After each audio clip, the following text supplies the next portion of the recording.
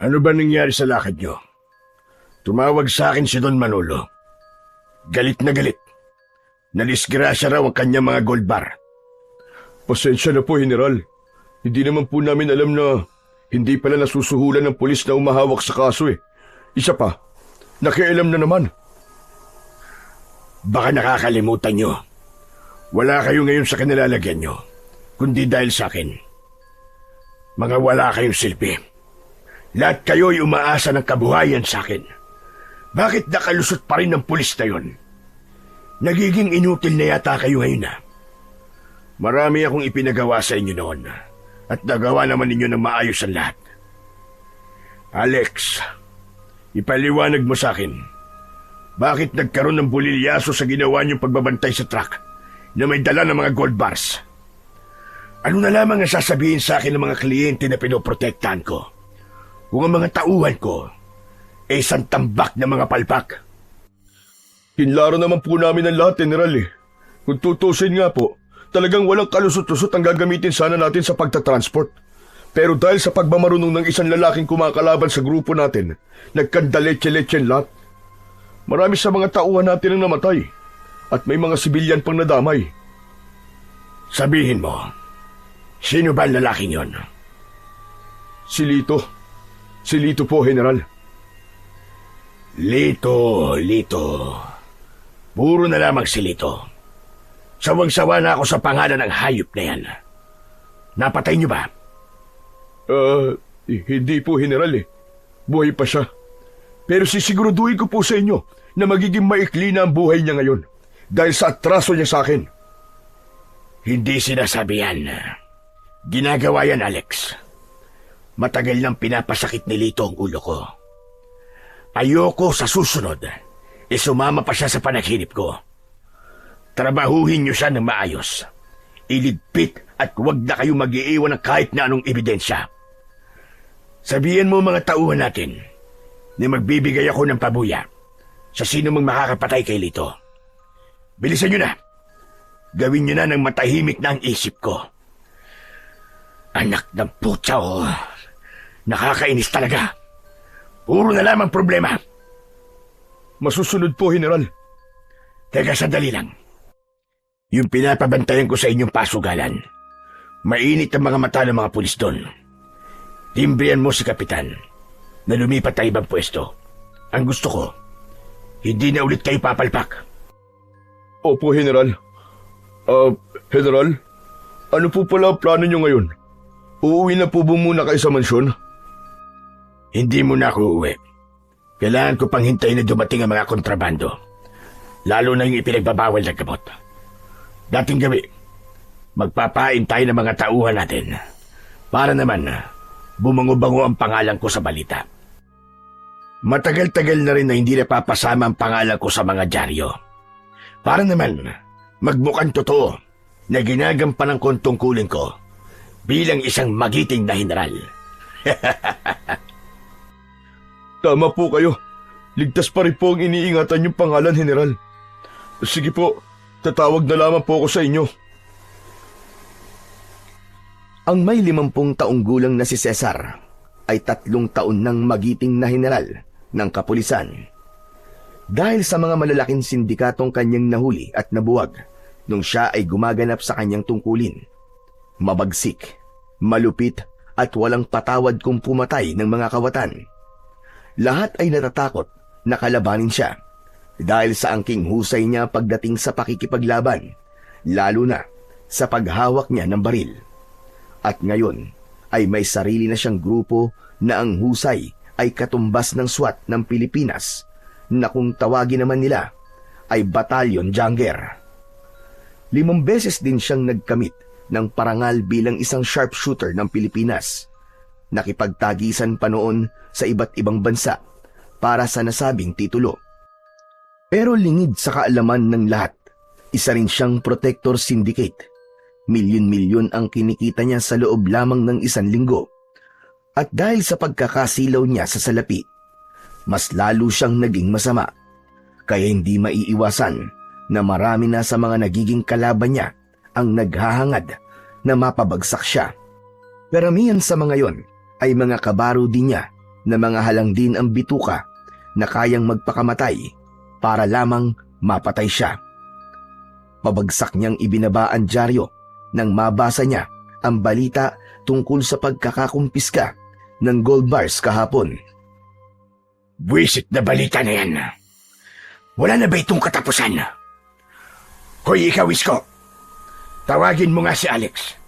Sabihin mo na unahin mo ng patahimikan ng reporter na nag-uugnay sa pangalan ko. Gawan ka mo ng paraan. Pabihira na yan, oh. Tatanda ko nito ng maaga kapag laging problema na lamang ang nangyayari sa paligid ko. Dala ng matinding galit ay nilamukos niya ang hawak niyang dyaryo at itinapon sa labas ng bintana ng kanyang sasakyan. Saka nagsindi ng kanyang sigarilyo at tiimbagang na napatitig sa labas ng bintana. Bigla niyang nahawakan ang kanyang kwintas na gawa sa asero.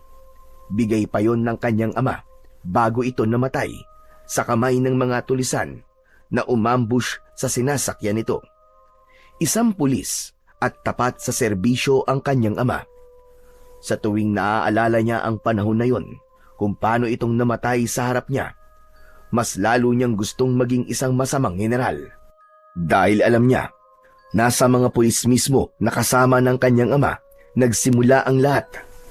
At ang mga ito mismo ang nagpapatay sa kanyang ama. Kaya ang pagiging tapat sa serbisyo, katangahan lamang yun. Kita mo na, Tay, isa na akong general ngayon. Ganito dapat ang ginawa niyo dati. Di sana'y buhay pa kayo hanggang ngayon. Palagi niyang sinisisi ang kanyang ama sa nangyari dito. Dahil magmula nang mamatay ito, ay naghirap silang mabuti ng kanyang ina hanggang sa mamatay ang kanyang ina dahil sa gutom at sakit. Ilang beses siyang nagpalipat-lipat ng pangangalaga sa mga taong hindi naman marunong magmahal ng anak. Hanggang sa matagpuan niya ang pulis na umampon sa kanya. Ito ang nagpamulat sa kanya ng ganitong gawain. Hanggang sa dumating rin ang araw na pinatay din ito ng kapwa-pulis nito na isang babae. Yun na rin ang naging dahilan kung bakit wala siyang seneryosong relasyon. Kapag gusto niya ng isang babae, ay pumupunta lang siya sa isang nightclub na sakop ng kanyang pinoproteksyonan. Napapangiti na lamang si Cesar kapag naaalala niya ang sarap ng buhay na tinatamasa niya ngayon. Maya-maya pa ay tumunog naman ang kanyang telepono at ang nasa kabilang linya ay si Alex. Hello po, General. Hawak na po namin si Lito. Ano pong gusto niyo gawin namin sa kanya? Magaling. Hindi talaga ako nagkamali sa iyo, Alex. Nasaan kayo ngayon? Hintayin niyo ako dyan. Ako mismo ang papatay sa inayupak na yan. Nandito po kami sa dating hideout, General. Hihintayin po namin kayo dito. Isko, sa hideout. Doon tayo. Bilisan mo. Mabilis na itinapon ni Cesar ang hawak niyang sigarilyo, saka isinarado ang bintana ng kanilang sasakyan. Saka naman binuhay ni Isko ang makina ng kanilang SUV. Kasunod ang kanyang mga tauhan na palaging nakabuntot sa kanilang sasakyan. Halos wala pang isang oras ay narating na nila ang kanilang hideout. Isang maliit na bahay na gawa sa bato at makaluma ang estilo ng lugar na pinagdalhan ng kanyang mga tauhan. Dito nila madalas ginagawa ang pagpaslang sa mga taong kumakalaban sa kanyang grupo. Malayo ito sa mga bahay at nasa gitna ng palaisdaan. Kahit na anong gawing pagsigaw ng kanilang mga nagiging bihag ay walang makakarinig dito. Malalaki ang mga hakbang ng kanyang paa na diretso siya sa basement ng bahay. Tumambad sa kanyang paningin ang nanghihinang si Lito habang nakagapos ito sa bangko. Bumangon ang galit sa kanyang dibdib dahil sa ilang beses nitong pangingialam sa kanyang mga transaksyon. Sa wakas, nagkaharap din tayong dalawa, Lito. Kumusta? SPO4, Lito Sandoval. Ayop ka. Talagang di ako nagkamali. Ikaw ang may pakana nito. Magbabayad ka sa akin. Kapag nakawala ko rito, lintik lang ang walang ganti. Ibubunyag ko sa lahat ang anumalyang pinaggagawa mo. Isa kang malaking kahihiyan, hayop ka. Anong kahihiyan ang pinagsasasabi mo? Para namang ang linis-linis ng gawain mo. Marami rin akong nalalaman sa'yo. Ang ipinagtataka ko lamang kung bakit mas gusto mong pinakikialaman ang buhay ko. Isa kang inggiterong pulis tagahaman. Nakakalimutan mo yata kung sino ang binabangga mo. Mamamatay ka rin sa mga kamay ko, hayop ka. Yun ang hindi ko kakalimutan, General. Yun ay kung mabubuhay ka pa, Lito. Marami na akong iniligpit na mga katulad mong hindi marunong makontento sa sariling kita. At pati ang diskarte ng iba ay pinakikialaman pa. Huwag kang mag-alala. Magkakaroon ka naman ng pakinabang kapag namatay ka na eh. Bubusugin mo mga alaga kong buwaya. Yun ang nararapat sa mga taong may itim ang budhi na kagaya mo. Mas maitim ang budhi mo sa akin, General. Peking general na nagtatago sa maskara mo bilang isang santo. Yun pala, ay ginagamit mo lamang ang batas para sa pansarili mong kapakinabangan. Talaga palang matapang ka eh. Kung naiinggit ka sa diskarte ko, humanap ka na sa'yo. Hindi yung pinakikialaman mo pa ang mga negosyong nasasakupan ko. Siguro ay ikaw rin na may pakana sa pasugalan ko na natuntun ng mga pulis, ano? Sumagot ka. Hindi lang yan ang kaya kong gawin, General. Dahil pababagsakin talaga kita. Walang makakapagpabagsak sa akin, Lito. Isa akong general. Pader ako. At sino naman ang maniniwala sa'yo? Lumapit si Cesar sa harap ng lamesang kinauupuan ni Lito. Binunot niya ang paborito niyang patalim na palagi niyang inilalagay sa kanyang paa.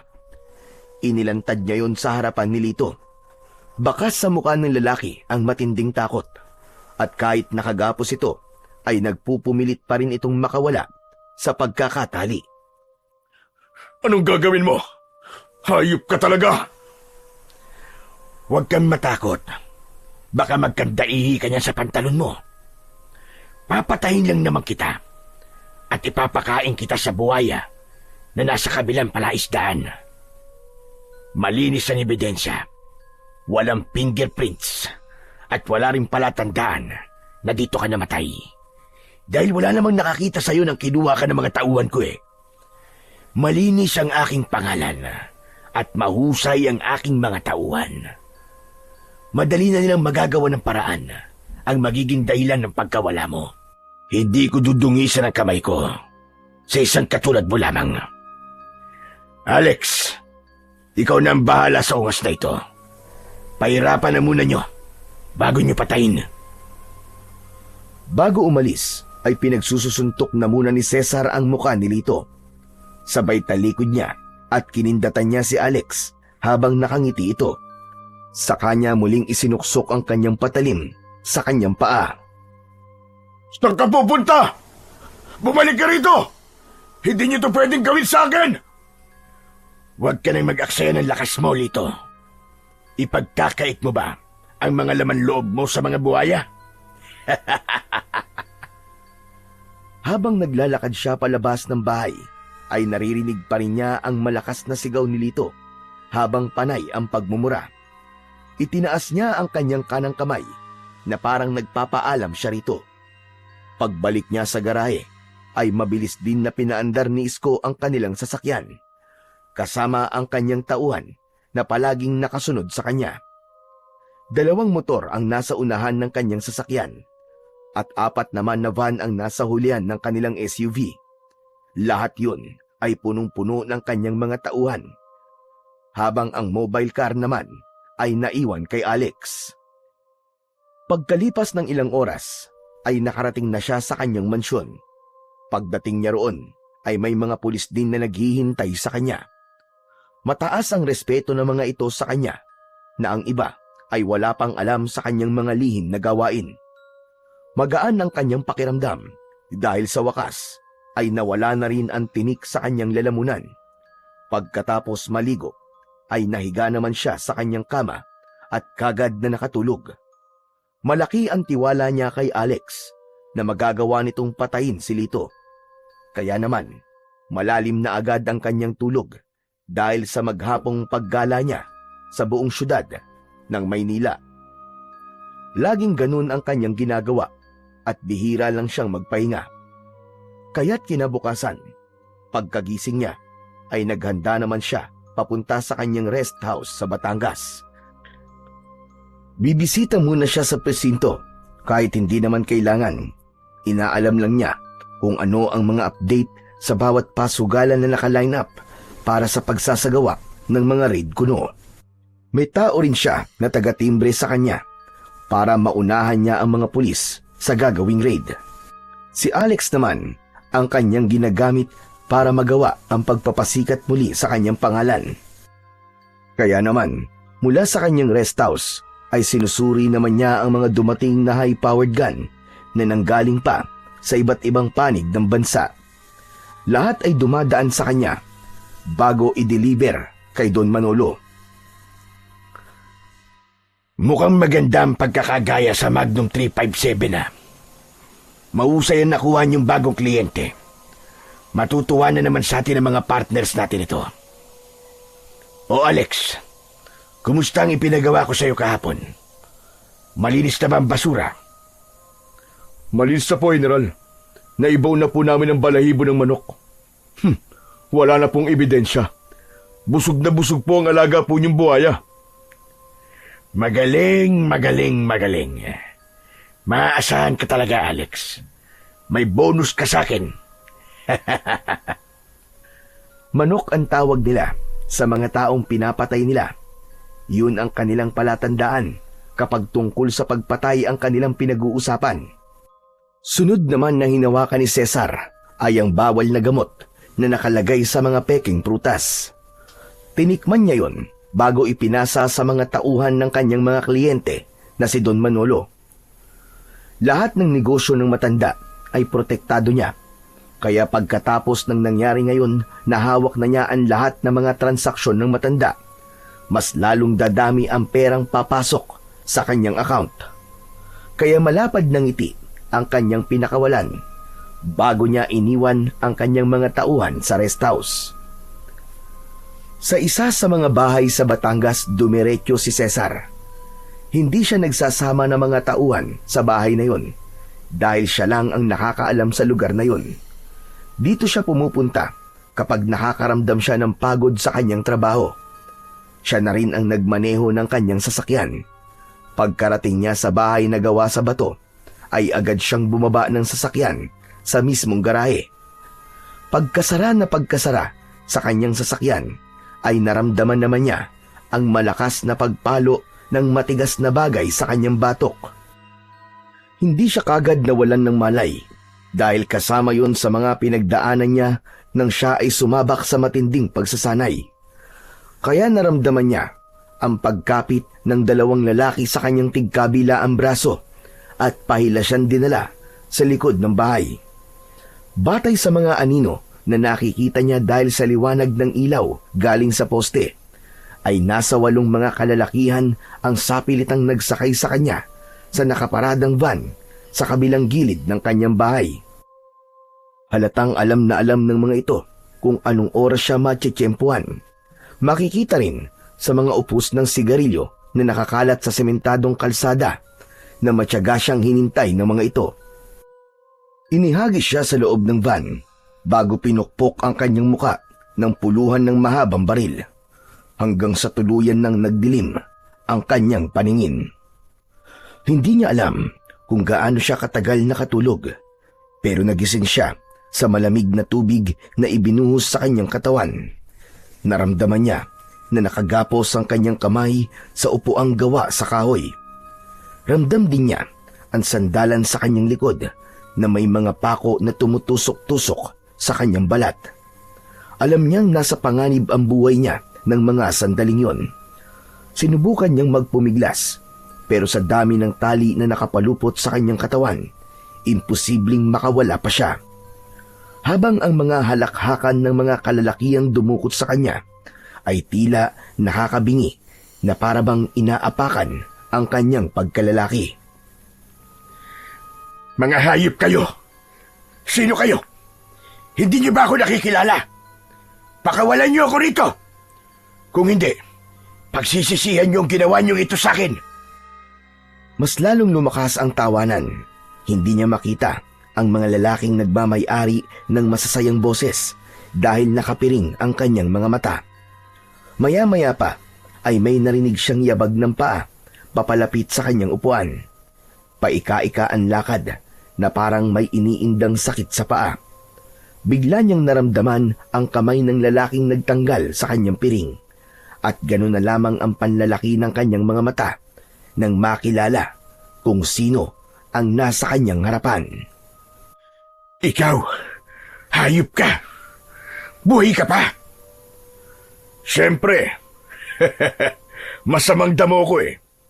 Ginamit ko ang utak ko para makatakas sa mga bobo mong tauhan. Pati ikaw, naisahan ko. Ni hindi mo nga nahalata na may tauhan ako sa mga tauhan mo.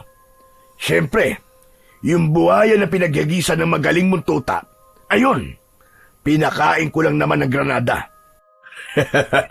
Sa'yo sana yun eh. Kaya lang, kulang pa ang pagpatay ko sa'yo para makabayad ka sa atraso mo sa akin. Siya nga pala, bago ko makalimutan, naalala mo ba sinabi ko na kapag nakatakas ako, lintik lang ang walang ganti. Kaya heto na, aanihin mo na ngayon ang ganti ko. Tumayo si Lito sa harapan ni Cesar. Nagsuot ito ng liabe sa kamay.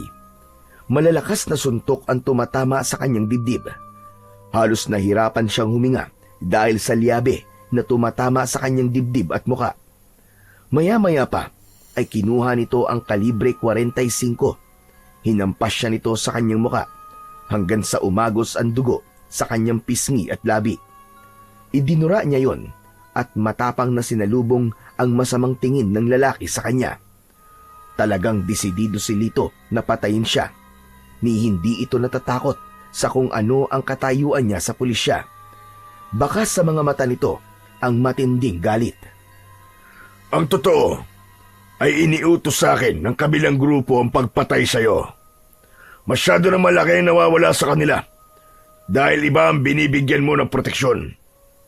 Aagawin ko sa'yo ang lahat ng nasa'yo, pati na ang mga tauhan mo. Kung sa bagay, wala na rin namang silbi yun dahil hindi ka nasisikatan ng araw. Huwag kang magsalita ng tapos, Lito. Sana pala, ako na mismo ang pumatay sa iyong hayop ka. Dahil sa oras na makawala ko rito, hindi ko na hahayaang makawala ka pa. Wala nang sana-sana dahil wala ka ng pagkakataon para kumanti sa akin. Isa ka na ngayong inutil na general na nakabalandra sa sarili mong basura. Pero huwag kang mag-alala. Hindi naman kita rito papatayin eh. Dadalhin ka namin sa lugar kung saan walang makakakilala sa'yo. Sa isang lugar na bihira ang tao at kinatatakutan ng mga tao na puntahan. Kumuha si Lito ng mahabang yantok at paulit-ulit na pinaghahampas sa ulo si Cesar. Ipinalagay niyang yun na ang kanyang katapusan dahil sa sakit na nararamdaman niya sa mga tama ng kahoy sa kanyang muka at ulo, hanggang sa tuluyan nang nawalan siya ng malay. Nang magkamalay siya, ay naramdaman niya ang pagsayad ng kanyang paa sa lupa. Habang kinakaladkad siya sa damuhan, kitang-kita niya rin ang pagpatak ng dugo sa lupa bago siya tuluyang binitiwan ng mga ito. Tahimik ang paligid na kahit hindi niya halos makita ang lugar dahil madilim, ay alam niyang nasa loob siya ng kagubatan. Dinig na dinig din niya ang ingay ng mga kuliglig na nasa palibot ng kanyang kinaroroonan, hanggang sa naramdaman niya ang pananakit ng kanyang katawan. Kasunod, ang pag-alingaw-ngaw ng malalakas na putok ng baril na tumama sa kanyang dibdib. kasabay ng paghagis sa kanya sa bangin.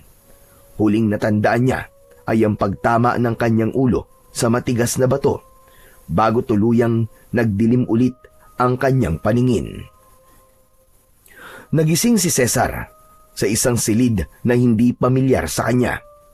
Nakakunot ang kanyang noo dahil wala siyang maalala kung bakit siya nasa bahay na yon. Maya-maya pa ay narinig niya ang yabag ng paa papasok sa silid.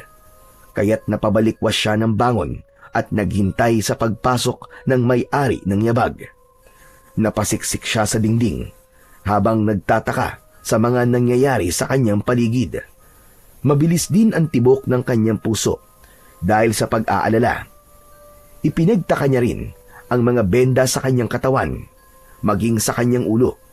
Nanginginig ang kanyang kamay na nahaplos niya ang kanyang ulo dahil sa matinding sakit. Masasakit din ang kanyang katawan na parang nanggaling siya sa matinding pambubugbog. Aba, mabuti naman at gising ka na. Kumusta na ang pakiramdam mo? Sino kayo? At nasaan ako? Anong nangyari sa akin? Saglit lang. Isa-isa lang ang tanong. Ang mabuti pa inimin mo na muna itong salabat. Naggumanda ang pakiramdam mo kahit papano. Huwag kang matakot sa akin.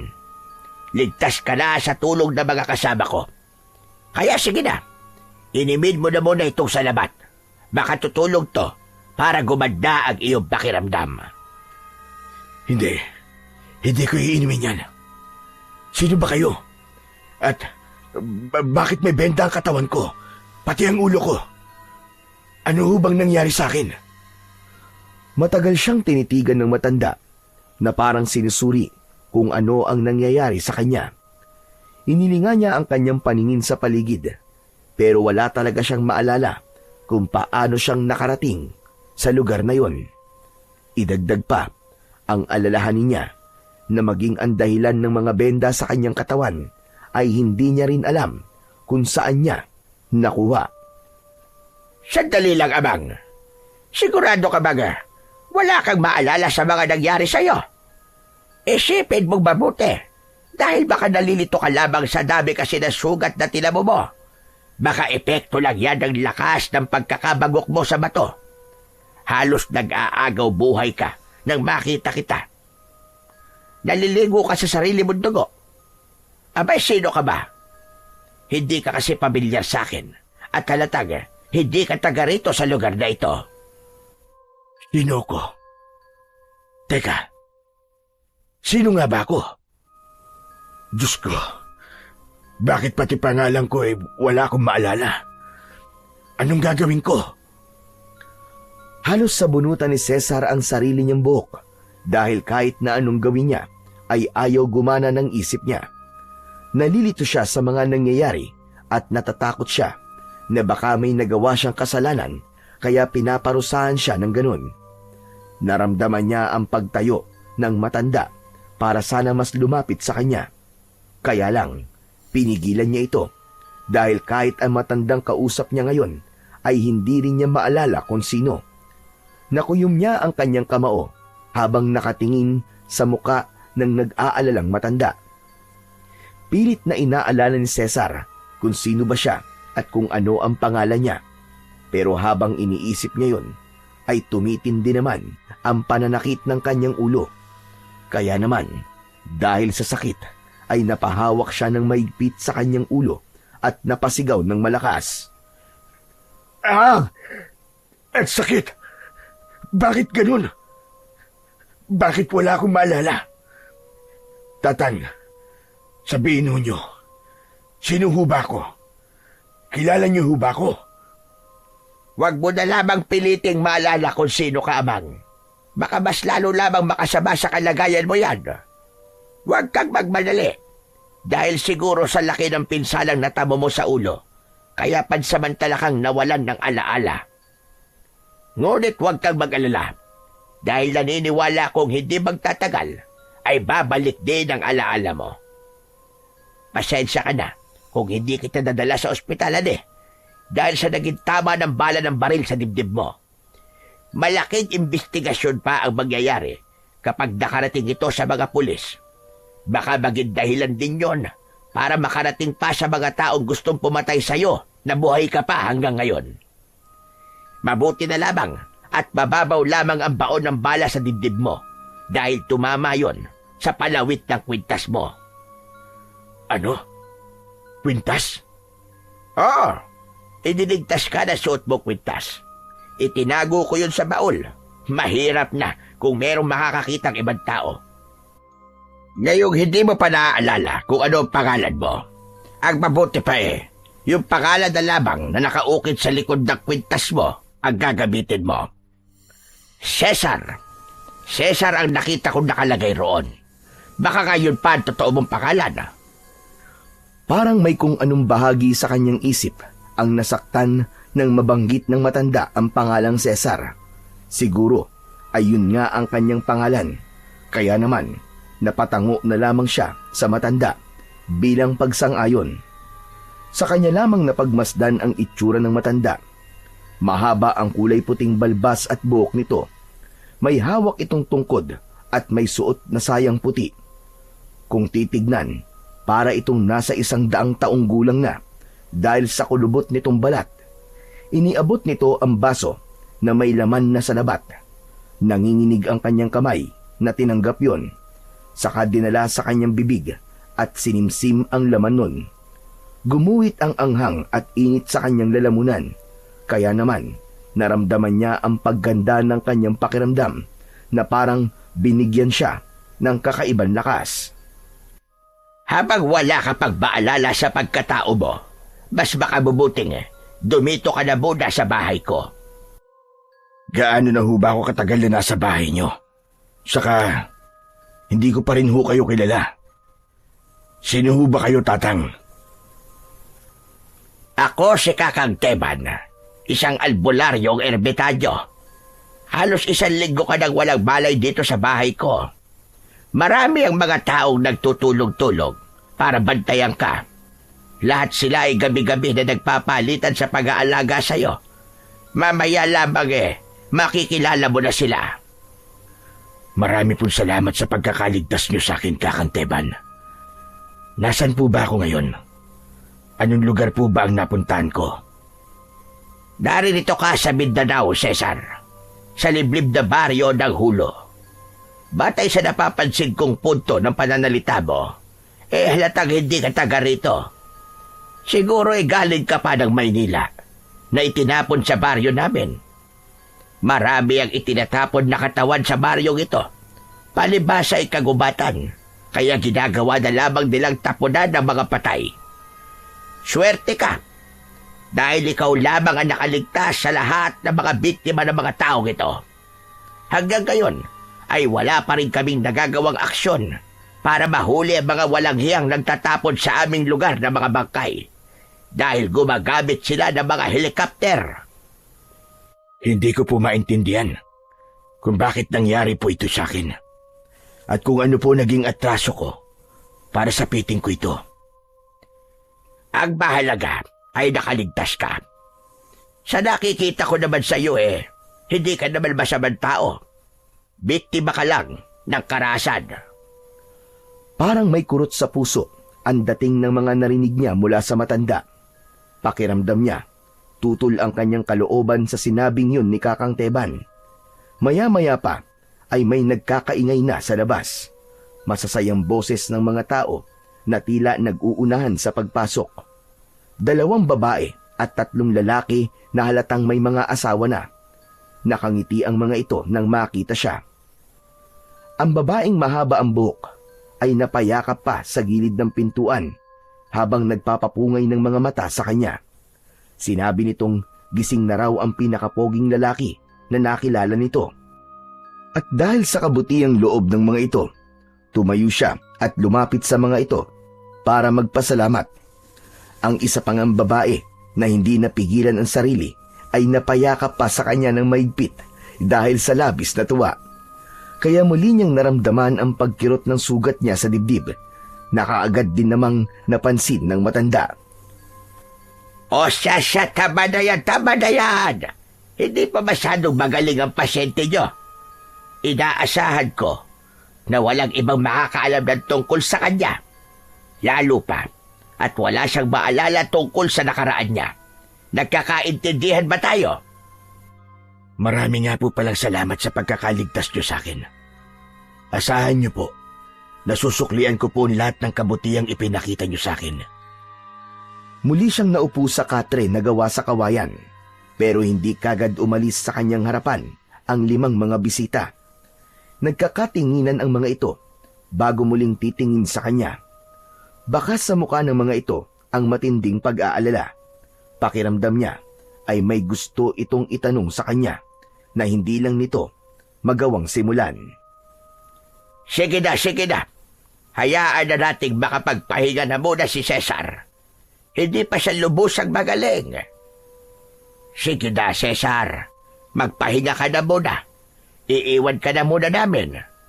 Marami pa kaming dapat na asikasuhin. Nang mawala sa kanyang paningin ang mga tao, ay saka lamang bumundol ang kaba sa kanyang dibdib. Nag-aalala siya na baka tuluyan na ngang wala siyang maalala tungkol sa kanyang nakaraan. Mabilis niyang pinagmasdan ang kanyang kamay sa pag-aakalang may wedding ring siyang suot na makapagpapatunay na may pamilya siyang naiwan.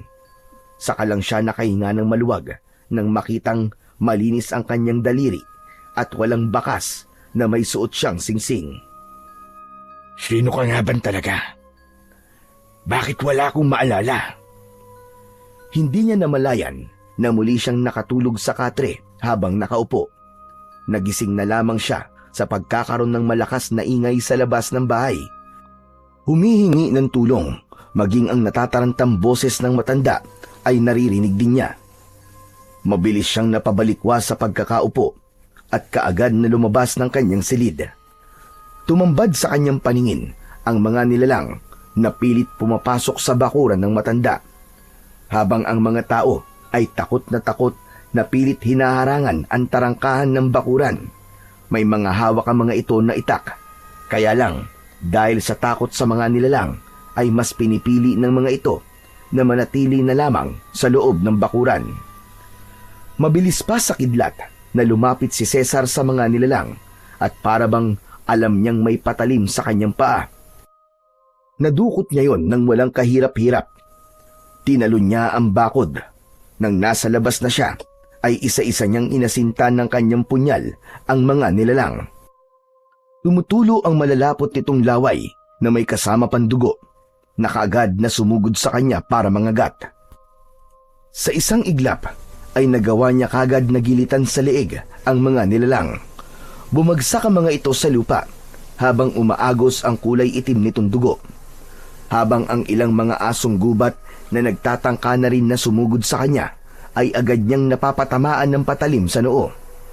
Bago niya lalapitan ang mga ito at bubunutin ang bumaon niyang kutsilyo sa asong gubat. Pagkatapos ay hinarap naman niya ang isa pang pangkat ng mga nilalang na mukhang bangkay dahil sa naaagnas nitong mga katawan. Naiilagan niya ang bawat pag-atake ng mga ito at bawat bitaw niya ng kanyang patalim ay bumabagsak ang mga ito sa lupa habang nagkikikisay ang katawan. Kahit siya ay nagtataka kung paano niya yung nagagawa, pero dahil sa kagustuhan niyang matulungan ang mga taong nagmamalasakit sa kanya, ay gagawin niya ang lahat, mailigtas lang ang mga yon. Walang kahirap-hirap na naubos niya ang mga aswang. Si Kakang Teba naman na natitigilan ay nakamasid na lamang sa kanya habang nakikipaglaban siya sa mga halimaw. Cesar, sabihin mo, paano mong nagawa yon? Saka, saan galing ang patalim mo? Hindi ko nga po alam, Kakanteban eh. Basta, namalayan ko na lamang po na kaya ko silang labanan. Saka, saan po kaya galing ang patalim na ito? Naramdaman ko na lamang po sa aking isipan na meron ho kong patalim sa paanan. Akala ko nga po kayo po naglagay nito eh.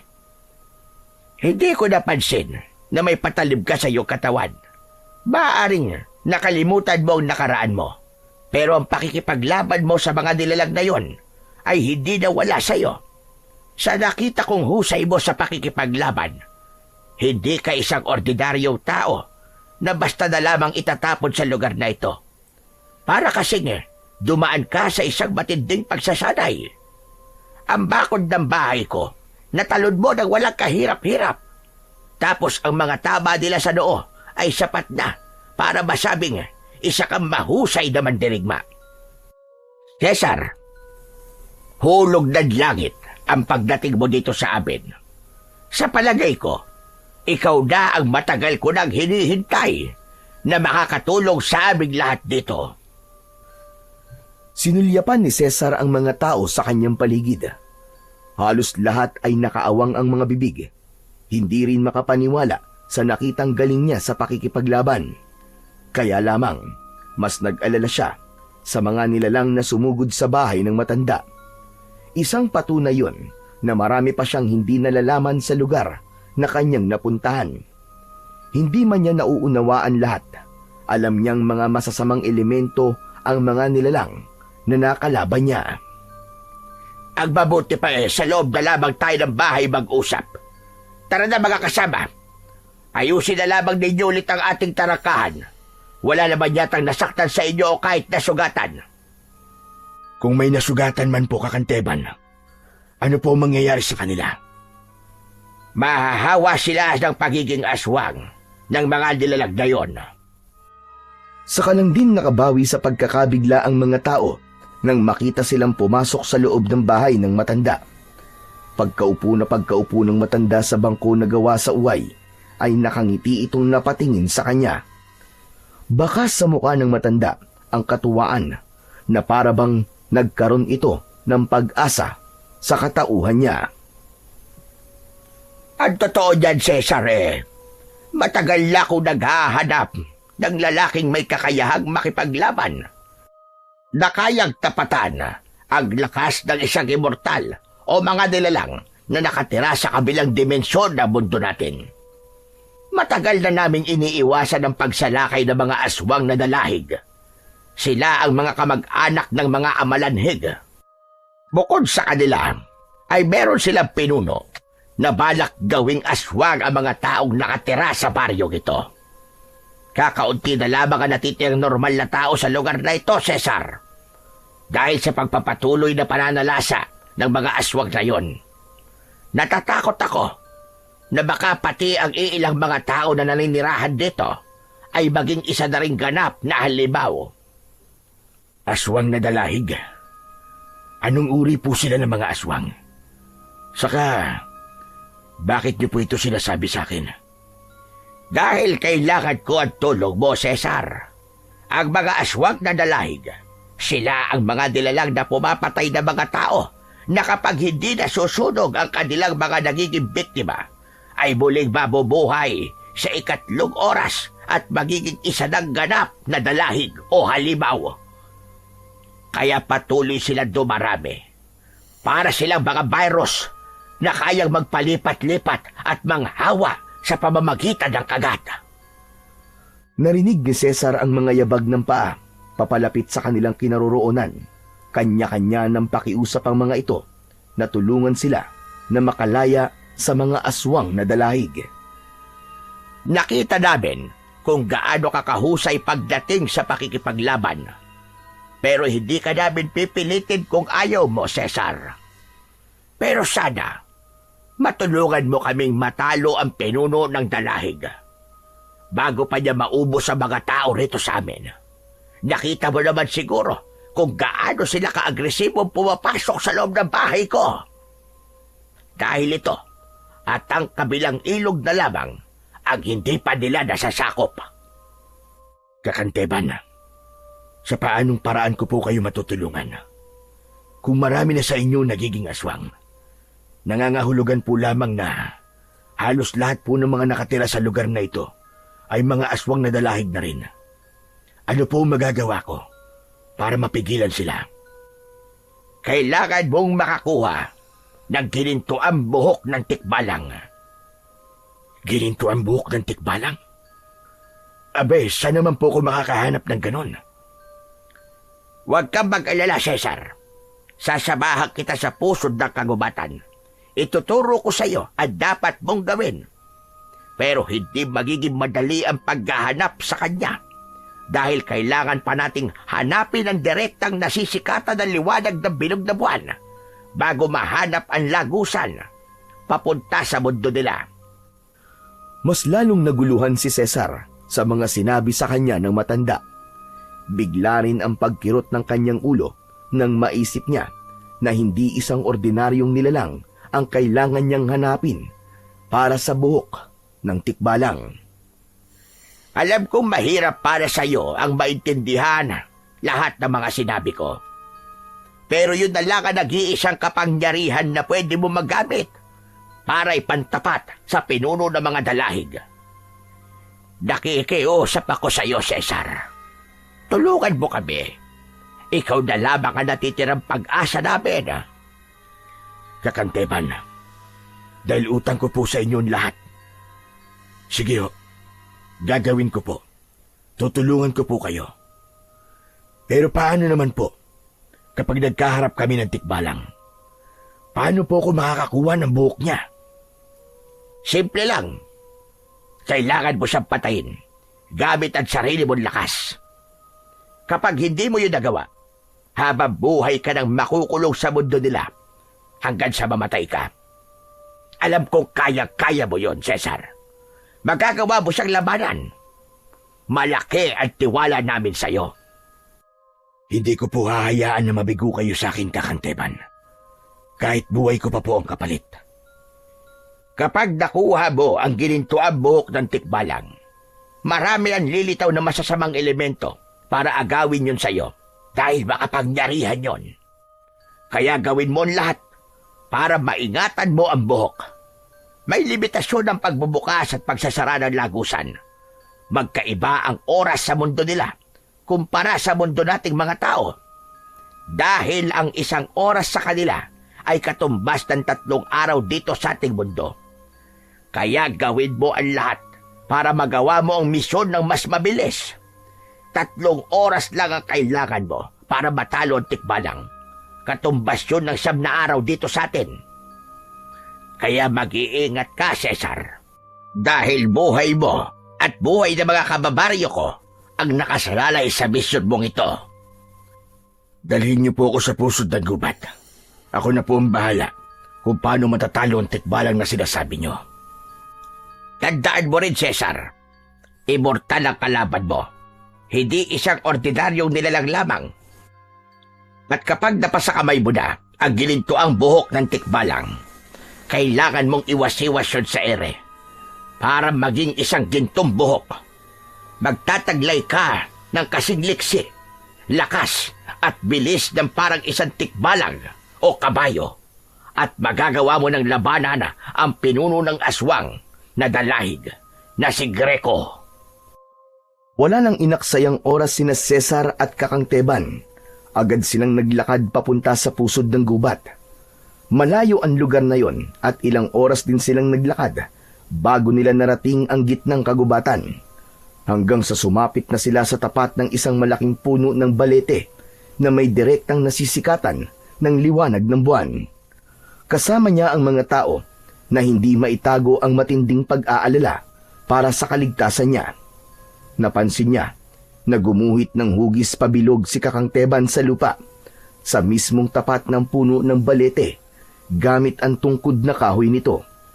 Nagtataka rin siya sa kanyang sarili dahil hindi man lang siya nakaramdam ng pag-aalala o takot sa lugar na mapupuntahan niya. Para bang sanay na ang katawan niya sa mga ganong sitwasyon. Halika, Cesar. Pumasok ka sa loob ng hugis bilog. Pagkatapos ay pumikit ka at humawak ka sa iyong kamay. Huwag kang magbumulat ng mga mata hanggat wala akong sinasabi sa iyo. Tandaan mo na hindi ako makakasama sa iyo. Mag-isa kang papasok sa loob ng mundo ng mga immortal. Pero ang diwa ko ay makakasama mo at magagawa mo kong kausapin sa pamamagitan ng isip mo. Dito lamang ako magbabantay sa pagbabalik mo dahil habang nasa loob ka ng mundo nila, hindi maiiwasan na baka may mga masasamang elemento ang makatawid papasok sa mundo natin. Naiintindihan ko po, Kakanteban.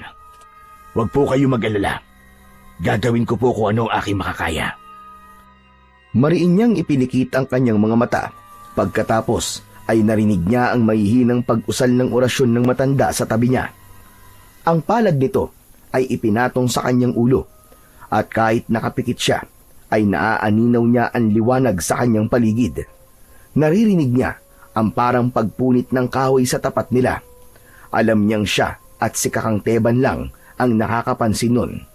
Maya-maya pa ay narinig na naman niya ang boses ng matanda. Sige na, imulat mo na ang mga mata mo, Cesar. Dahan-dahang iminulat ni Cesar ang kanyang mga mata. Tumambad sa kanyang paningin ang maliwanag na katawan ng nakabukang punong kahoy. Marami ang nakalutang na mga dahon na hinihigop ng mga yon papasok sa loob. Nagsimula na siyang humakbang papasok sa loob, kasabay ng muling pagsara ng lagusan. Mabilis ang tibok ng kanyang puso dahil sa kakaibang itsura ng paligid. Maraming bulaklak ng orkidyas, ngunit ang kulay ay sa balat ng ahas. Ang mga katawan ng mga punong kahoy ay parang may mga buhay na halatang nakikiramdam sa kanyang ginagawa. Ramdam na ramdam din niya ang malamig na simoy ng hangin sa kanyang balat. Ang mga ibon biglang nagkagulo nang makita siyang naglalakad.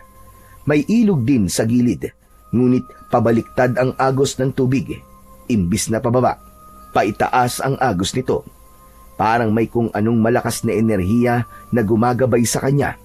Kasunod ang tinig na naririnig niya sa kanyang isip. Boses yun ni Kakang Teban. Cesar, sundan mo lamang ang mga sasabihin ko sa'yo. Huwag ka mag-alala. Kahit nasa labas ako at hindi kita kasama, ay magagawa ko pa rin makipag-usap sa'yo gamit ang aking kakayahan. Huwag kang padadala sa mga itsura ng nasa loob. Hindi totoo ang ganda ng paligid. Kakanteban, paano ko po malalaman na nasa paligid ko lang ang tikbalang? Kung mapapansin mo ang bulaklak ng orkidyas ay itsura ng balat ng ahas, magbabago ang kulay niyan kapag nasa tabi nito ang tikbalang. Huwag ka magpapahalata na nararamdaman mo siya at alam mo kung naririyan siya. Hayaan mo siyang lumapit sa iyo. Nasa buhok din ng tikbalang ang kanyang kahinaan, kaya kailangan mong maging alerto. Bukod sa kanya, ay meron ka pang mga nilalang na makakalaban sa mundong yan. Hindi ka malilito dahil bawat katawan ng puno na naririyan ay merong mga nakadikit na bulaklak ng orkidyas. Sila ang magsisilbi mong palatandaan. Pagkatapos ng kanilang pag-uusap ni Kakang Teban, maingat na iniakbang ni Cesar ang kanyang mga paa papunta sa dulo ng daan. Luntian ang paligid na parang paraiso. Maya-maya pa ay napansin na nga niya na mabilis na nagbago ang kulay ng mga orkidyas. Nagkulay pula yun, pati na ang balat ng kahoy na pinagdikitan nito. Kampante lamang siyang naglalakad habang nakatungo, dahil ang mismong anino nito ang naisip niyang paraan para madaling mahuli ang tikbalang. Cesar, mag-iingat ka. Nararamdaman ko na nakamasid lamang siya sa'yo. Pinag-aaralan niya ang bawat galaw mo. Ilang di pa lamang ang layo niya sa'yo. Sandali, huwag kang titingin sa likod mo para hindi siya makahalata. Kakanteban, paano niyo po ito nagagawa? Paano niyo po nalalaman ang sitwasyon ko dito sa loob? Minsan na ako napunta sa lugar na yan, kaya alam ko kung anong itsura ng paligid sa loob. Isa pa, ang diwa ko ay nasa loob ng isipan mo. Dahil sa orasyon na ginawa ko sa iyo kanina, isang beses lang pwede pumasok dyan. Kaya naisipan ko ang ganitong taktika para masamahan kita at makita ko na rin kung ano ang nangyayari sa iyo dyan sa loob.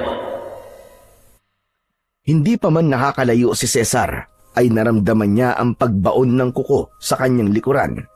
Kasunod ng pagtalsik niya sa katawan ng isang punong kahoy. Bumagsak siya sa lupa nang nakadapa. Hindi pa siya nakakatayo, ay umangat na naman ang kanyang katawan sa lupa at humampas na naman siya sa kabilang puno. Halos mapaigik siya sa sobrang sakit. Hindi niya nakikita ang kalaban. Nakikita lang niya ito sa anino. May hawak na pana ang tikbalang habang nakatutok sa kanya. Saktong pagbitiw nito sa pana ay nakailag naman siya sa tiyak na pagtama ng palaso sa kanyang katawan. Nahabol pa niya ng tingin ang pinagbaunan ng pana sa katawan ng puno. Sa anino lamang siya bumabase para makalaban sa tikbalang. Saktong pagsipa niya sa ere ay narinig niya ang pagbagsak ng nilalang sa lupa. Sakalang nalantad sa kanyang harapan ang nilalang na may kalahating kabayo at kalahating immortal na nilalang. Huwag kang titingin sa kanyang mga mata, Cesar. Kung hindi, ay mapapasailalim ka sa kanyang hipnotismo. Labanan mo siya ng patas. Ipakita mong kaya mo siyang talunin. Nagpakita na siya sa akin, Kakanteban, at nakakatakot po ang kanyang itsura. Huwag kang magpapahalatang natatakot sa kanya, Cesar. Yan ang magiging kahinaan mo laban sa kanya. Pagkatapos nun, nakita niyang dahan-dahang bumangon ng tikbalang, kaya halos malula siya sa taas ng nilalang na nasa kanyang harapan. Bukod pa ron, ang kanyang dibdib ay muling nanakit dahil sa pagtama ng kamao ng tikbalang sa kanyang dibdib. Wala nang ibang paraan. Kailangan ko nang gamitin ang aking punyal. Isa lamang sa ating dalawa ang mamamatay, tikbalang. At hindi ako yun. Ngumisi ang tikbalang na nagpalitaw sa malalagari nitong mga ngipin, pati na ang mga halinghing nito na bahagya pang iniaangat ang unahang paa bago muling itinutok ang pana sa kanyang muka. Kaagad ditong binitiwan ang palaso para sana ay patamaan siya sa muka. Pero nagawa niyang maiwasan yun. Mabilis siyang umakyat sa puno bago niya inatake ng kanyang patalim ang tikbalang. Tinamaan ito sa braso, dahilan para mabitiwan ito ang pana.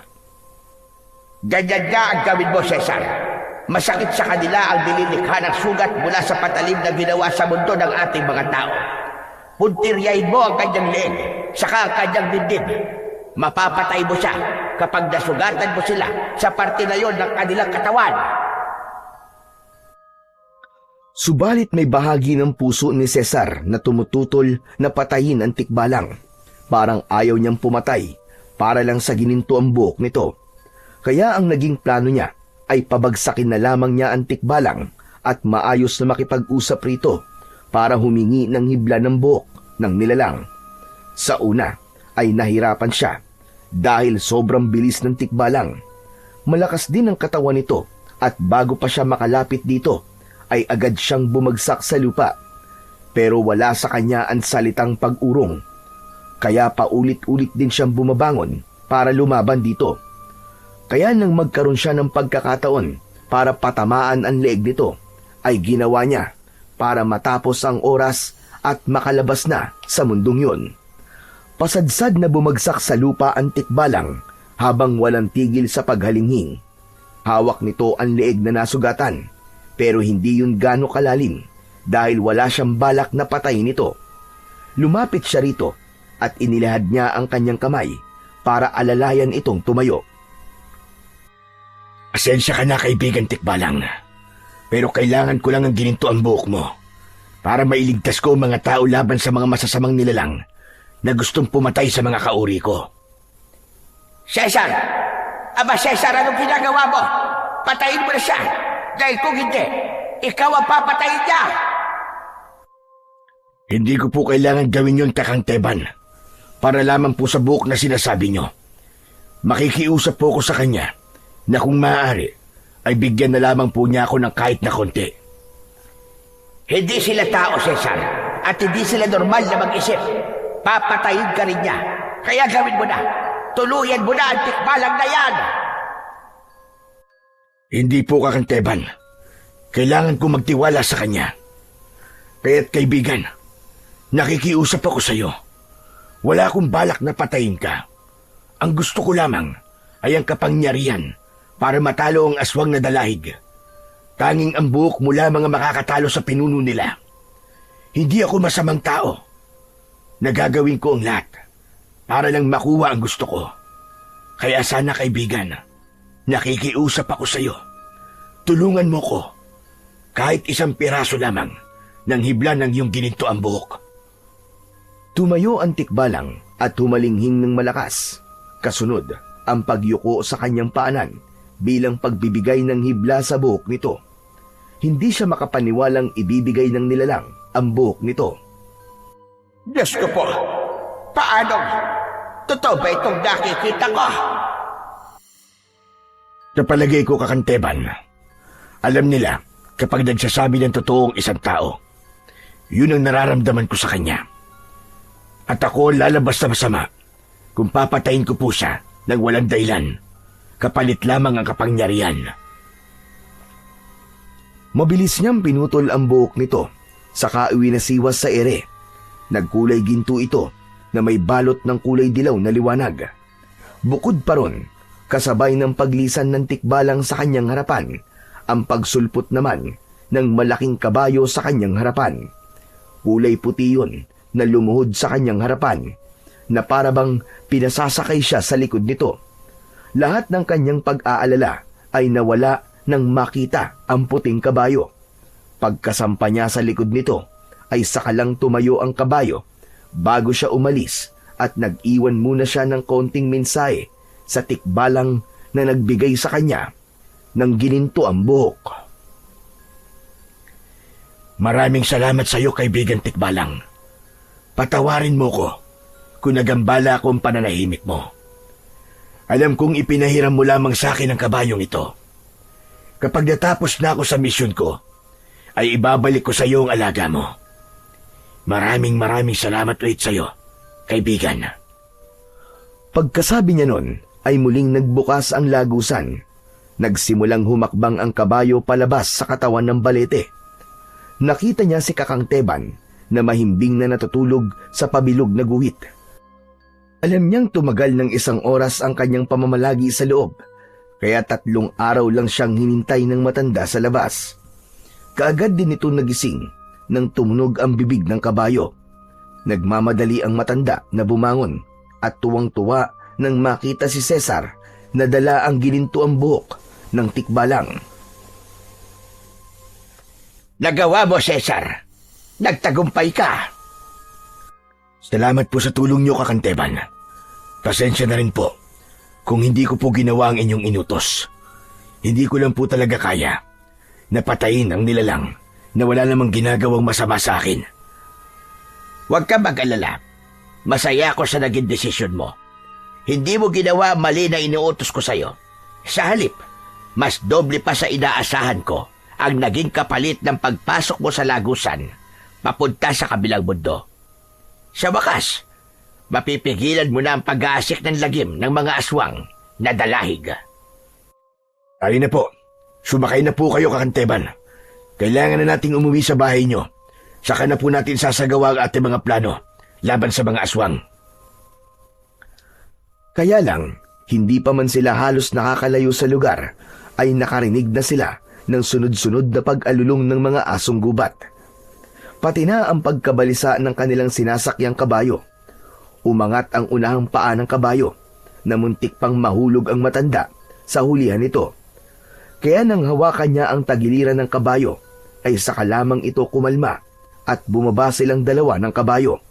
Inilinga nila ang kanilang paningin sa paligid at nagulat sila sa dami ng mga nilalang na nakatayo sa kanilang unahang daan. Sa gitna nito ay ang nakatayong si Greco. Nakatalukbong pa ito ng kulay pulang tela, ngunit kita niya ang mukha nito habang naaagnas ang balat. Meron ding mga uod na lumalabas sa butas-butas nitong katawan. Sinasabi ko na nga ba, at malalaman nilang nasa kamay mo na ang gininto ang buhok ng tikbalang. Talagang malalakas ang kanilang pag-amoy. Hindi po ako natatakot sa kanila, Kakanteban. Ngayon pa ho, na nasa akin na po ang malakas na kapangyarihang may pangtatapat ko sa kanilang pinuno. Naramdaman ni Cesar ang hawak niyang buhok. Nag-iinit yun na parabang gumagapang sa buo niyang katawan. Naramdaman niya ang malakas na enerhiyang nanggagaling sa buhok ng tikbalang. Ang kabayo naman na walang tigil sa paghalinghing, na parang nakahanda na rin na lumaban, ay panay din ang pag-angat ng paa sa unahan. Sabay kaskas sa lupa at panay ang singa. Samantalang ang mga aswang na dalahig naman ay parang mga bubuyog na panay ang bulungan sa pag-angil na akala mo ay nakahanda na rin para umatake. Hindi nga nagtagal ay nagulat silang dalawa ni Kakang Teban nang biglang mag-anyong asong gubat ang mga aswang. Halos nag-aagawan ang mga ito sa pagsugod sa kanila. Humarang siya kay Kakang Teban para hindi ito masaktan ng mga asong gubat. Hindi niya inaasahan na ang buhok ng tikbalang ay biglang humaba na parang isang latigo. Malakidlat sa bilis na inihagupit niya yon sa mga kalaban. Gumuguhit sa hangin ang liwanag na taglay ng kanyang sandata at bawat tamaan ng malalatigo na buhok ng tikbalang ay mabilis na nag-aapoy ang katawan ng mga aswang at parabang natutunaw na kandila. Nakita yon ng pinuno ng mga ito, kaya ito na mismo ang tumakbo para kalabanin siya. Hindi naman niya inaasahan na malakas ang pinuno, kaya halos tumilapon siya sa kabilang gilid ng daan sa lakas ng epekto ng sipa ng pinuno. Natagalan siyang bumangon. Nagulat na lamang siya sa ginawa ng kabayo nang pinagsisipa nito ang mga asong gubat na panay ang sugod sa kanila. Kaya nagkaroon siya ng pagkakataon para muling tumayo at lumaban. Iwinasiwas niya ang kanyang sandata sa hangin at lumikhayon ng malaapoy na bola na tumatama sa katawan ng mga kalaban. Mag-iingat ka, Cesar. May kapangyarihang itim ang pinuno. Kaya gawin mo ang lahat para hindi niya maagaw sa iyo ang ginintoang buhok ng tikbalang. Nilapitan niya ang kabayo. Sa tulong nito ay nagawa niyang makatayong muli para lumaban, habang ang mga alagad naman ni Greco ay pasugod na ulit sa kinaroroonan ni Kakang Teban. Pero mahusay rin naman ang matanda sa pakikipaglaban, kaya hindi na siya masyadong nag-alala. Ginamit niya ang buo niyang lakas para makalaban sa pinuno. Isang malakas na paggagupit ng latigo sa katawan ni Greco ang ginawa niya at tinamaan ito sa braso. Napaluhod ito sa lupa at mabilis din namang nakatayo para gumanti sa kanya. Umatake ito ng sipa sa kanyang tagiliran na hindi naman niya masyadong ininda. Sa halip, umikot siya sa ere at lumukso papunta sa kinatatayuan ng pinuno. Mabilis niyang ipinulupot sa leeg nito ang ginintoang buhok ng tikbalang. Hindi ito makagalaw na parang napapaso sa init na taglay ng hibla ng buhok ng tikbalang. Napasigaw ito sa sobrang sakit na nararamdaman. Hindi naman niya inaasahan na ang pagpalaho pala na yon ni Greco ay pagtatawag pa sa mas higit na maraming tauhan ito. Nagsiliparan ang mga natutulog na ibon sa mga puno nang dumagsa ang mga alagad ni Greco. Isang malakas na pagpalo ng buhok ng tikbalang ang pinakawalan ni Cesar laban kay Greco. Tinamaan niya ito sa likod na mas lalong ikinalakas ng pagsigaw nito. Galit na galit itong umatake sa kanya, kaya lang isang malakas na suntok ang pinakawalan niya. Tinamaan ito sa muka, katulad sa lakas ng sipa ng kabayo. Yun din ang epekto ng kanyang kamao na tumama sa katawan nito, kaya tumalsik ito at humampas sa puno. Tara na, Cesar! Umalis na tayo! Hindi natin sila kaya ngayon. Higit na mas marami sila kaysa sa ating dalawa. Wala pa sanang balak na umalis si Cesar, pero nakita niya ang mga dalahig na halos parami na ng parami ang pagsugod sa kanila. Mga nag-aagawan pa sa pag-atake, makalapit lang sa kanilang kinaroroonan. Lalo pa at alam na ni Greco na hawak na niya ang ginintoang buhok ng tikbalang. Kaya wala nang nagawa si Cesar kundi ang sumumpa sa likod ng kabayo, saka muling pinatakbo papalayo sa lugar na yon. Habang dinig na dinig nila ang pag-angil ng mga aswang na dalahig. Ha! Kumapit po kayo mabuti, Kakang Teban. Hinahabol po nila tayo. Mabilis silang tumatakbo na para bang walang kapaguran. Dahil hindi sila marunong mapagod, Cesar. Ang gusto lang nila ay maghanap ng makakain at makapanghawa ng mga tao. Sumusunod labang sila sa utos ng kanilang pinuno na si Greco.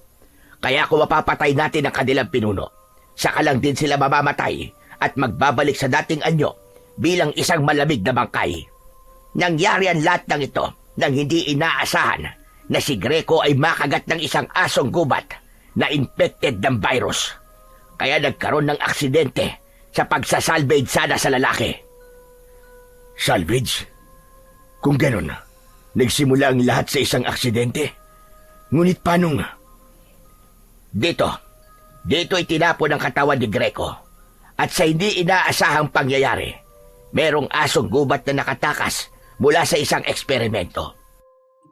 Itinurok nila sa katawan ng asong gubat ang kakaibang sangkap na droga. Hanggang sa nauwi sa pagiging halimaw nito. Bukod sa ipinagbabawal na droga, ay may laboratorio rin, ang planta na nakatayo sa gitnang kagubatan para sa mga scientist na gustong tumuklas ng kakaibang gamot. Gagawa sila ng virus at pagkatapos sila rin ang magbibigay ng kunwaring gamot para kumita sila ng limpak-limpak na salapi. Doon na nagsimula ang pag-aasik nila ng lagim nang magkamali sila sa kanilang pagsasanay. Nalaban namin na ang planta pala na pagawaan ng droga ay protektado ng isang masamang general na nakatira sa Maynila. Kaya hanggang ngayon ay hindi pa rin ito naipapasara. Marami na ang buhay na nasira. Marami ang namatay dahil sa kasamaan niya. At hanggang ngayon ay hindi pa rin napipigilan ang mga taong naaapektuhan ng virus. Kung ganun, kaya hindi naipapasara ang planta dahil mataas na taon sangkot at nagpoprotekta sa ganitong kasamang gawain. Napakasama naman ang general na yun. Ang dapat sa kanya ay mamatay. Alisan ang kapangyarihan sa gobyerno. Napakuyom na lamang ng palad si Cesar habang maigpit na hawak ang tali ng kabayo. Habang tumatagal, ay pabilis ng pabilis ang takbo ng kanyang kabayo. Paglingon niya sa kanilang likuran, ay malayo na rin ang agwat nila sa mga asong gubat na humahabol sa kanila. Kaya lang, sa hindi inaasahang pangyayari, hindi napansin ng kabayo ang nakaharang na malaking troso sa kanilang daraanan. Tumilapon sila. Kasama silang lumipad sa kabilang gilid ng daan. Nang bumagsak sila sa lupa, pasadsad silang napasiksik sa punong kinabagsakan nila. Halos mapaigik siya sa sobrang sakit. Pero dahil sa hawak niya ang buhok ng tikbalang, ay hindi siya masyadong naapektuhan ng pagkakabagsak niya sa lupa. Samantalang si Kakang Teba naman ay natagalan bago nakatayo. Ang kabayo naman ay hindi na halos nakagalaw sa lupang binagsakan dahil naipit ang paa nito. Nilapitan niya ang kabayo para sana alalayang tumayo. Kaya lang ay inabutan na sila ng mga kalaban kaya muli silang nakipagpambuno sa mga asong nakasunod sa kanila. Hindi niya hinayaan na masugatan siya ng mga ngipin ng mga ito. Maya-maya pa ay bumalik ang dating anyo ng aswang na dalahig. Dahil sa liwanag na sikat ng buwan ay maliwanag niyang nakikita ang mga kalaban. Pambihira ito. Mukhang ayaw na nila tayong tantanan. Hindi sila tumitigil hanggat hindi nila nakukuha ang buhok ng tikbalang sa mga kamay mo, Cesar. Pues, hindi po sila magtatagumpay. Kinuha niya ang patalim sa kanyang paa at kinalaban ang mga asong gubat sa pamamagitan ng husay niya sa pag-target sa noo ng mga ito gamit ang punyal. Hindi alam ni Cesar kung paano niya natutunan ang kasanayan na yon sa talim laban sa mga kalaban. Nagtataka na lamang siya sa bawat pagbitaw niya ng kanyang punyal ay tumatama yon sa noo ng kanyang mga kalaban. Halos masuka siya sa mabahong amoy ng mga ito dahil sa naaagnas na katawan ng nilalang. Idagdag pa ang malalaking uod na lumalabas-pasok sa mga butas ng katawan ng mga aswang. Napapalunok siya ng laway na napatingin sa nagtutubig na katawan ng mga nilalang. Patuloy ang mga ito sa pag-angil na parang asong nauulol. Ganon din ang malapot na laway na lumalabas sa mga bibig nito na may kasama pang dugo. Halos sabay-sabay ang mga ito sa pag-atake sa kanya. Habang si Kakang Teba naman ay abala sa pakikipaglaban sa mga asong gubat, siya naman ay abala rin sa paggagupit ng malalatigong buhok ng tikbalang sa mga kalaban, kasama ang kanyang patalim na malaki rin ang naitulong para makapatay ng kalaban. Sa kakaatras niya ay hindi niya napansin ang nakaharang na bato sa kanyang hinahakbangan. Bumagsak siya at napahampas ang kanyang ulo sa malaking bato. Naramdaman niya ang pagkahilo at narinig niya ang sigawan ng mga tao na bagong dating lang para tulungan sila. Habang ang kanyang pandinig ay pahina ng pahina, pati ang kanyang paningin ay palabo na ng palabo, hanggang sa tuluyan ng nawalan siya ng malay. Napabalikwas ng bangon si Cesar nang marinig niya sa panaginip ang boses ni Alex, ang kanyang tauhan. Inilinga niya sa paligid ang kanyang paningin at nakita niya ang nakangiting si Kakang Teban.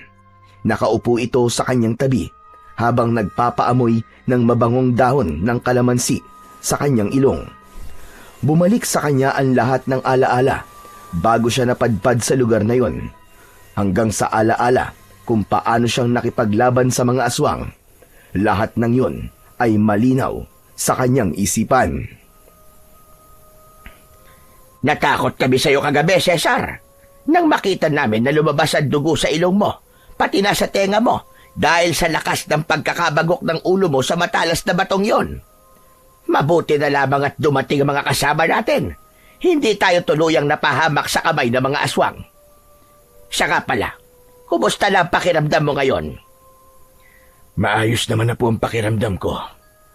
Sa palagay ko po, ay hindi ko po makakayanang labanang mag-isa mga aswang na dalahig. Marami po sila masyado. Kakailanganin ko ang tulong ng mga tauhan ko. Halos manlaki ang mga mata ng matanda sa huli niyang sinabi. Bumalik na ang kanyang alaala. Alam na niya kung gaano kalaki ang pagkakamaling nagawa niya sa lugar na kanyang napuntahan. Isang patunay na ang pagbibigay sa kanya ng pangalawang buhay ay ang pagtatama sa kanyang mga nagawang pagkakamali. Tama ho kayo na narinig, Kakang Teban.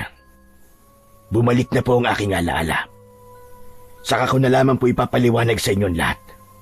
Ang kailangan po ay mapatay na natin ang mga aswang na dalahig. Kung ganon, hindi ka na si Cesar. Sino ka? At ano ang pangalan mo? Wala hong pinag-iba. Ako po. Ako pa rin si Cesar. Ipagtatapat na sana niya na siya ang general na tinutukoy ng matanda nang huli silang magkausap. Subalit pinigilan niya ang kanyang sarili. Hindi pa yon ang tamang oras para malaman ng matanda na siya ang walang yang general na tinutukoy nitong nagbibigay proteksyon sa mga sindikato. Bigla siyang nakaramdam ng pagkakapahiya sa kanyang sarili, maging sa paningin ng mga taong tumulong sa kanya. Kailangan ko po munang bumalik sa Maynila. Kailangan ko pong humingi ng tulong sa mga kasamahan ko.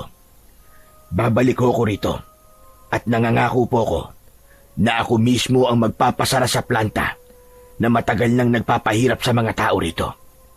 Kung hindi po ako nagkakamali, sa planta rin na yon, naninirahan ng mga aswang na dalahig.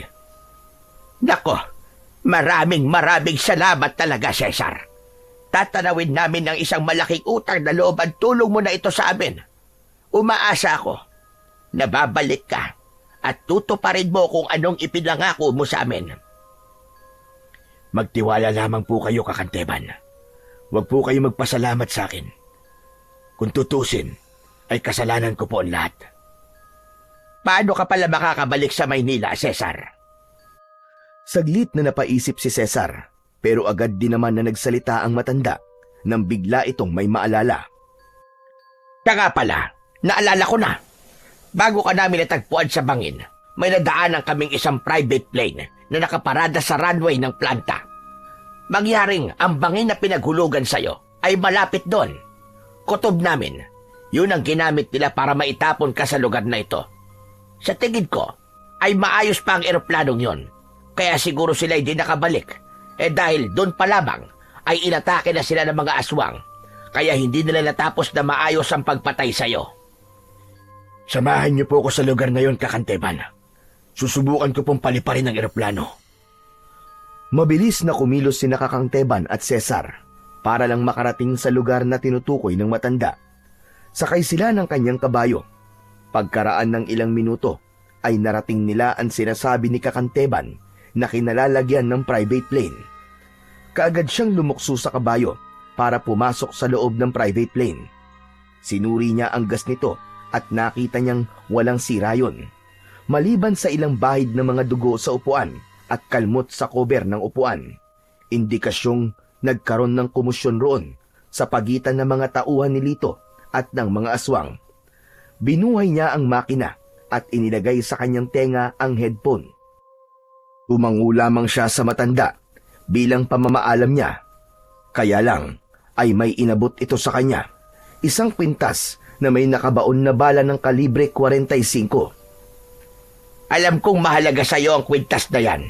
Kaya heto, isinusuli ko na sa'yo. Mag-iingat ka, Cesar. Kayo rin po, Kakanteban. Isang malalim na buntong hininga ang pinakawalan niya bago siya tuluyang umalis. Tanaw pa niya sa ibaba ang nakatingalang matanda bago siya tuluyang umalis sa lugar na yon. Gagawin niya ang lahat. Mapalaya lamang ang mga ito sa kamay ng mga aswang. Halos tumagal ng 2 oras ang naging biyahe niya bago siya tuluyang lumapag sa kanyang mansyon. May sarili siyang lapagan ng eroplano sa kanyang nasasakupan na sakto lamang para sa isang maliit na eroplano. Pagbaba niya ay nagulat siya sa naging itsura ng kanyang bahay. Marami ang nagkalat na tuyong dahon sa paligid. Nakakandado rin ng gate at halatang walang tao. Maingat siyang bumaba ng hagdan pero nagulat siya sa biglang pagsasalita ng lalaki sa kanyang likuran. Sino ka? Bakit pumasok ka dito nang walang paalam? Magsalita ka. Kung hindi, bubutasin ko ng bala ang ulo mo. Humarap si Cesar sa lalaking nagsasalita at ganun na lamang ang panlalaki ng mga mata ni Alex nang makilala nito si Cesar. General! Diyos ko, kayo nga! Saan kayo nanggaling? Bakit ngayon lang kayo? Ang tagal niyong nawala. Mahabang istorya, Alex. Ang hirap ipaliwanag kung paano ako nakaligtas sa kamay ni Lito. Nabalitaan ko nga rin po nangyari sa inyo. Alam niyo bang inagaw na ni Lito ang pamamahala sa mga dati nating pinoprotektahan? Ang balita po namin patay na kayo. Diyos ko, salamat General at buhay pa kayo. Kaya lang, paano kayong nakuha ni Lito? Ang lintik na yon. Nakatakas siya nung ipapatay ko siya sa inyo. Nalaman ko na may kasama tayong traidor. Mabuti na lang at hindi ko pa talaga oras ng mga sandaling yon. At hindi pa ako namatay. Ibinaba ni Alex ang hawak nitong baril. Maya-maya pa ay isa-isa nang nagpakita sa kanila ang kanyang mga tauhan. Kaya mas lalo siyang nagtataka sa sitwasyon ng mga ito sa bahay niya. Ano nangyari sa inyo? Saka bakit parang nagtatago kayo sa mansyon ko? Marami sa mga tauhan natin ang pinatay ni Lito. Salamat naman General at nakabalik na kayo. Mababawi na natin ang mga kinuha nila sa atin. Hindi, Alex. Wala tayong babawiin dahil wala tayong pag-aari. Lilinisin natin ang buong Maynila laban sa mga sindikatong nagpapahirap sa ating mga kababayan. Hindi na ako babalik sa masamang gawain. Pero sa ngayon, kailangan kong tulong nyo. Kailangan nyong sumama sa akin. Pero, kulang na po tayo sa mga tauhan. Tatawag ako ng press conference para sa paglilinaw sa bigla kong pagkawala. Sa ganung paraan, babalik ang dati nating mga tauhan. Alam ko na ang mga tapat at mapagkakatiwalaan ng mga tauhan ko ay handang sumama sa akin kahit saan. Matutulungan mo ba ako, Alex? Alam niyo naman po na sa inyo po ang buong katapatan ko Pagkatapos nilang mag-usap, ay nagpatawag nga ng press conference si Cesar.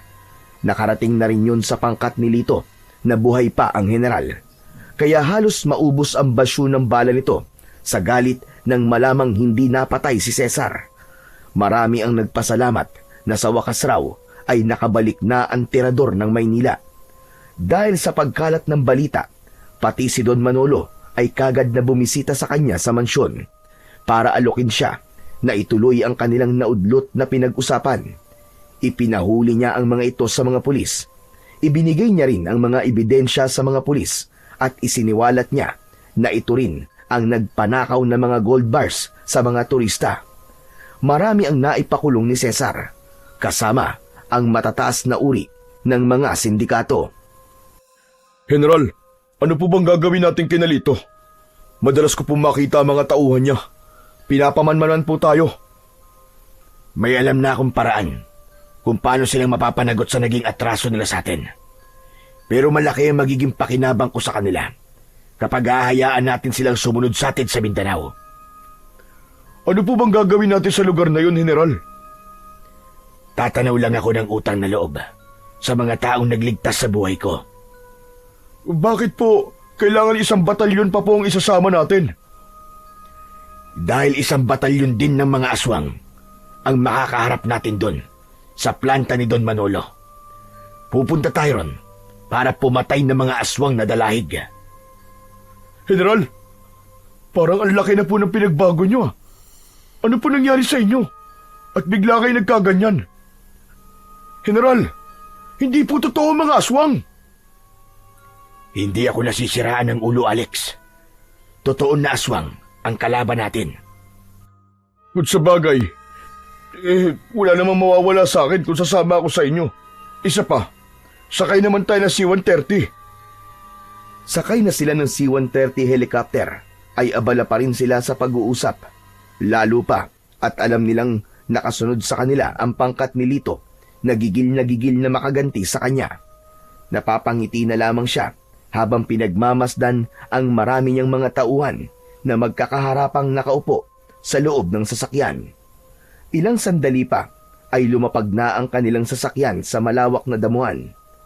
Mabilis silang nagkubli sa makapal na puno ng kahoy para hindi sila mapansin ng mga tauhan ni Lito. Alam niyang ang balak lang ng mga ito ay pigilan siya sa pagpunta sa planta na pinoproteksyonan nito. Sinadya niyang magpasunod dito nang kahit na papano ay may magagamit siyang pain sa mga aswang na dalahig. Hindi niya inaasahan na makikita niya roon si Kakang Teban. Seryoso ang mukha nito na parang kilala na siya nito dahil sa uniformeng suot niya at sa mga estrelya na nakalagay sa kanyang balikat. Hindi kagad siya nakapagsalita dahil sa uri ng pagkakatingin ng matanda sa kanyang muka. Pati na ang pagtingin nito sa kanya mula ulo hanggang paa. Kung ganon, ikaw palang walang yang general na nagbibigay proteksyon sa planta na pumatay sa pamilya ko. Patawarin niyo ako, Kakanteban. Hindi ko po alam na aabot sa ganito ang pinagagagawa ko. Nandito po ko para itama ang mga nagawa kong pagkakamali. Madaling magpatawad, pero ang sugat na nilikha ng pagkawala ng pamilya ko ay habang buhay kong hindi makakalimutan. Gagawin ko lang po muna kung ano na ipangako ko sa inyo bago ko po haharapin ang mga nagawa kong pagkakamali sa inyo. Samahan lang po nyo kami papunta sa planta. Sigurado na ba talaga kayo, General? Nagagawin niyo to? Walang dahilan, Alex, para itigil to. Pero, General... That's an order, Alex. Maraming sibilyan na mapapahamak. Kailangan natin silang protektahan. Malalaman mo rin ang kahalagaan ng misyong ito kapag nakaharap na natin ang mga aswang na dalahig. Parang ang laki na talaga ng ipinagbago niyo, General. Hindi na po kayo ang General na nakilala ko. Sinasabi mo bang hindi ka sang-ayon sa pagbabagong ginawa ko? Ay hindi. Hindi po, General. Natutuwa lamang po ako na hindi na po kayo ang masamang General na nakilala ko noon. Kung nasan po kayo, nandun din po ako. Susuportahan ko po kayo, General. Hindi po ako tutol sa desisyon nyo. Kahit hindi ako naniniwalang totoo ang mga aswang. Totoo ang mga aswang. Pero ang nilalang napapatay nyo ay gawa-gawa lang ng mga taong nagkamali sa kanilang eksperimento at sa kasawiang palad. Isa sa mga planta na dati niyong pinoproteksyonan ang nakagawa ng ganitong pagkakamali. Halos lahat ng mga tao rito ay infected na ng nasabing virus at isa na silang ganap na mga halimaw na uubos sa mga natitirang tao na naninirahan dito. Kaya sana, gawin niyo ang nararapat para mailigtas sa mga tao. Magsasalita pa sana si Kakang Teban nang biglang umalingaw-ngaw ang malalakas na putok ng baril sa gitnang kakahuyan. Kasunod ang malalakas na sigawan ng mga tauhan ni Lito. Malalaki ang mga hakbang na pinuntahan nila ang pinagmumulan ng putok ng mga baril. Narinig niya ang halinghing ng kanyang kabayo sa kanyang likuran. Kaagad siyang sumampa sa likod nito. Dala ang kanyang ginintuang buhok ng tikbalang. Inihanda niya rin yon habang ang liwanag na taglay nito ay kitang-kita niyang nakabalot sa kanyang sandata. Nagsimula na rin ang pagliwanag ng buong katawan ng kabayo. Sabay patakbo niya sa kabayo. Siya! Nauna na siya sa kanyang mga tauhan, kasama si Kakanteban. Narating nila ang planta na nakatayo sa gitna ng kagubatan at nagulat sila sa dami ng mga aswang na lumalantak sa katawan ng mga tauhan ni Lito. Hindi ito basta-bastang tinatablan ng mga bala ng baril, kung hindi ito mapapatamaan sa ulo. Kaya naman, mabilis siyang bumaba ng kanyang kabayo at inasinta niya ang ulo ng mga halimaw. Maya-maya pa ay dumating na rin ang kanyang mga tauhan. Walang habas na pinagbabaril ng mga ito ang mga nilalang na nagpalit ng anyo bilang isang asong gubat. Si Kakanteba naman, gamit ang tungkod, ay sumugod na rin sa mga kalaban, habang si Greco ay nananatiling nakatayo malayo sa mga alagad nito. Sa likod nito ang mga asong gubat na panay ang pag-angil na parang asong nauulol. Naghihintay lang ang mga ito ng hudyat ng pinuno nito. Ilang sandali pa ay sumugod na rin ng mga ito sa kanilang kinatatayuan. Marami ang nasawi sa pag-atake ng mga halimaw. Isa na roon si Lito na halos maputol ang katawan sa malaking pinsalang na tamo. Nagkalat din ang mga basyo ng bala sa lupa, pero parang hindi nauubos ang mga kalaban. Kaya naman, nagpapaputok sila ng baril habang humahakbang ng paatras. Habang siya naman ay humahakbang ng pasulong gamit ang malalatigong ginintuang buhok ng tikbalang. General! Mag-iingat ka po sa paglapit sa kanila! Si Greco kailangan mong puntiryahin ng hawak mong ginito ang buhok ng tikbalang. Patamaan mo siya sa kanyang leeg. Ito na ang katapusan yung lahat. Paputukan sila! Umalingaw-ngaw sa buong kagubatan ang malalakas na tunog ng baril.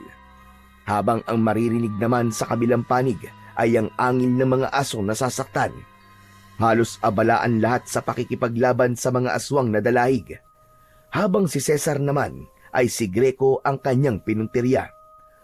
Sadya pa itong nagpahabol sa kanya, pero dahil taglay niya ang bilis na katulad ng sa kabayo, mabilis niyang naabutan ito.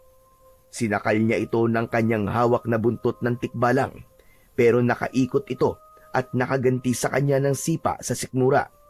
Napaatras siya sa lakas ng impact ng paa nito sa kanyang sikmura. Kaya naman, sumerko siya sa ere para gumanti rito ng sipa sa ulo. Bumagsak ito sa lupa na mabilis din naman niyang sinabayan ng paghagupit ng kanyang sandata. Tinamaan ito sa leeg, kaya sinamantala naman niya ang pagkakataon na yon. Niluhuran niya ito sa sikmura bago niya sunod-sunod na pinagpapapalo ng gininto ang buhok ng tikbalang ang leeg nito hanggang sa masunog ang buo nitong katawan. Nang tumingin siya sa mga kasamahan niya na abala pa rin sa pakikipaglaban sa mga natitirang aswang, ay nakita niyang isa-isa nang bumabagsak sa lupa ang mga kalaban hanggang sa masunog ang mga ito na parang mga natutupok na kandila. Napuno ng usok ang buong paligid. Sakto naman ng pagdating ng mga tao at nakita ang mga nagkalat na katawan ng mga aswang sa damuhan. Habang ang kanya namang kabayo ay katatapos lang ding sipain sa muka ang asong gubat na kalaban nito. General! Nagawa niyo po! Natalo po natin ang mga aswang! Hindi ko akalaing totoo ang mga aswang. Iniisip ko tuloy na baka nasisiraan na kayo ng ulo Talagang alam ko naman na ganun ang iniisip mo sa akin. Pero salamat sa Diyos. Malaya na mga tao sa lugar na ito. Oras na para bumalik tayo sa Maynila. Maraming salamat sa naging pagtulong nyo sa amin, Cesar. Ay, hindi lang pala basta Cesar. Pasensya na po, General Cesar. Hindi na po kailangan ganun, Kakanteban. Cesar na lamang po. Kakanteban, muli po ako nagpapasalamat sa inyong lahat sa nagawa niyo pong pagtulong sa akin sa pagliligtas sa aking buhay. Patawarin niyo po ko kung isa ako sa naging dahilan ng pagkawala ng pamilya niyo. Ngunit ipinapangako ko po, asahan po ninyo na itatama ko na ang lahat ng nagawa kong pagkakamali. Tao lang din kami, General, na kayang magpatawad sa mga nakakasala sa amin. Hangad naming lahat, natutupad ka sa mga naging pangako mo. Itatama mo ang iyong pagkakamali at huhulihin ng mga taong nagkakasala sa batas. Pinapangako ko po, Kakanteban. Maraming salamat po sa inyo. Nauna nang umalis ang kanyang mga tauhan kasama si Alex. Naiwan siya dahil kailangan pa niyang magpaalam sa kanyang kabayo at isoli ito sa mundo nito. Pero nagulat siya nang bigla itong maging isang tikbalang. Ang tikbalang na nagbigay sa kanya ng kapangyarihan. Isusoli niya sana ang buhok nito, subalit tumanggi ito at gamitin daw niya sa paggawa ng mabuti sa kapwa at sa pagpapatupad ng patas at pantay-pantay na pagtingin sa batas.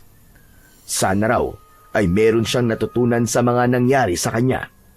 Naipasara niya ang planta at sinira ang mga kagamitan doon. Inilihim niya ang tungkol sa masama niyang gawain.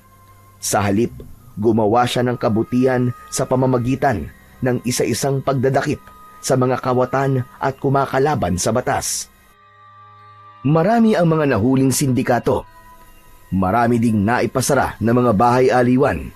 Ganon din ang mga naipasarang pasugalan at nasabat na milyong-milyong halaga ng bawal na gamot mula sa mga dayuhan. Sumikat ang pangalan ni General Cesar na hanggang ngayon ay tangan pa rin ang ginintuang buhok ng tikbalang. Hindi lang siya general para sa mga batas.